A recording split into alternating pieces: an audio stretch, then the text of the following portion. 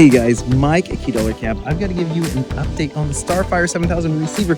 We installed GreenStar onto this tractor and wanted to test it for harvest. And part of the test is the durability of this antenna. Could it last? We intentionally left this big, beautiful, I think these things are about $4,000 new, big, beautiful antenna exposed on the top of that tractor with no shielding. This thing went onto the tractor, was installed. It wasn't actually this one. I'm going to show you the one that was on the tractor. This antenna was installed on the tractor on September 6th, and it did, in fact, get busted off 736 acres later on October 6th. It was on here for exactly 1 month, which is about half of harvest, and I thought I would see like crumbled plastic, cracked open components, but I don't know if you've ever held one of these things in your hands. They're very heavy.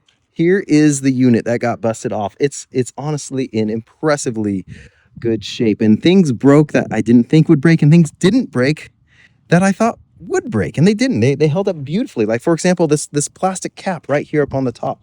I thought this thing's getting ripped off. It is sturdy, it's solid, it's had gigantic, I can't even say branches, I'd say limbs run over it, past it, through it. The only thing that happened was one of these little caps came off. That's a little bolt cover.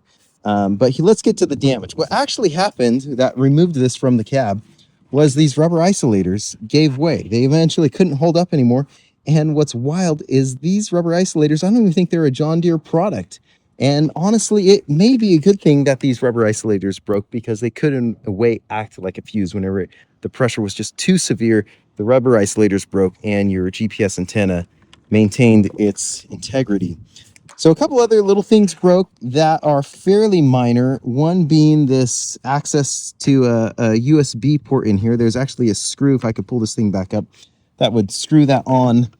And you can buy replacement parts for this. So I suspect this is a component you could buy. I haven't looked into it yet, but the antenna still functions. It was still plugged in. The other thing that broke was this plug right here itself broke. It's still all pinned, still works, but there's a little plastic clip on this right here that got busted off. So it's got to be, along with one little ear that got busted off. So this thing's got to be repinned, which isn't terrible. Another thing that broke, so we've got this guy is actually the harness. This is the new harness. It ended up exposing some of the wires, so we wrapped the wires back up. The wires never broke inside. You can see how many wires are in there. The wires never broke inside. We wrapped it back up with black tape, added loom and zip ties to it, and put it back in the orchard. And then we tried running this thing forward. We tried running it backwards to try to get the best protection we could, because this being the front, right where the branches would come and hit, this is where it busted through the wire. So some pointers that we have, and possibly some suggestions. One being for John Deere themselves, if they do want to put these in orchards, which I'm so impressed how well they hold up in orchards, I would suggest that this whole wire itself be a replaceable unit. And I don't know if they'll ever do this. Maybe they will, maybe they won't. It'd be awesome if it just plugged in down there, and whenever it did break, you could just replace a foot of it. And another thing, making it a little longer, because we tried to hide this and tuck that big plug up underneath this LED light, and it still wasn't protected enough up there. But not the end of the world. Coming right out the gate, using something designed for combines and orchards, very impressive.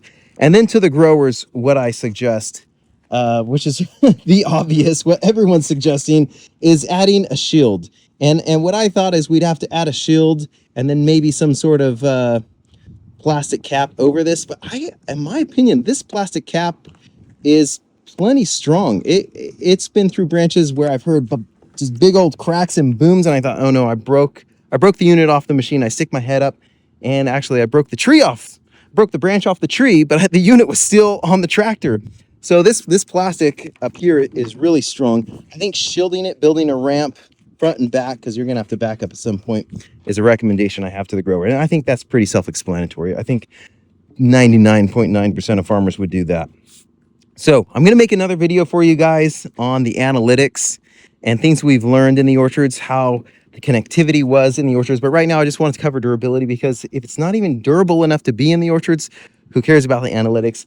I say yes, it's definitely durable to be in the orchards. We've intentionally left this thing exposed. It held up for half of harvest, 736 acres.